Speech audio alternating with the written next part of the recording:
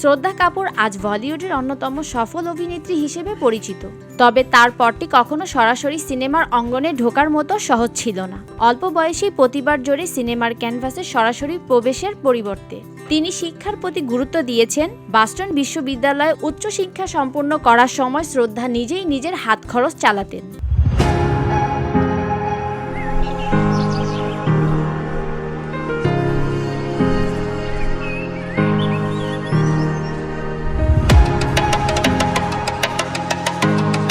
সেই সময় তিনি আন্তর্জাতিক খ্যাতিসম্পন্ন এক কফি প্রস্তুতকারক সংস্থা ওয়েটারের কাজ করতেন। কফি বানানো থেকে শুরু করে স্যান্ডউইচ তৈরি, নানা ধরনের খাবার বানাতেন।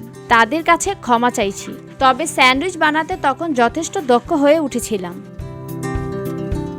এই অভিজ্ঞতা শ্রদ্ধাকে শৃঙ্খলা, পরিশ্রম এবং উদ্যোগের মূল শেখায়। দেশে ফিরে তিনি অভিনয় এবং উদ্যোগপতি হিসেবে নিজেকে প্রতিষ্ঠিত করেন। প্রায় ১৩ বছরের কঠোর পরিশ্রম ও ধৈর্যের পর আজ তিনি বলিউডে নিজের পায়ের তলার মাটি শক্তভাবে গেঁথেছেন। ছোটবেলা থেকে স্বপ্নের প্রতি দৃঢ়তা ও পরিশ্রমের মাধ্যমে শ্রদ্ধা কাপুর প্রমাণ করেছেন কোনো লক্ষ্যই অসম্ভব নয়।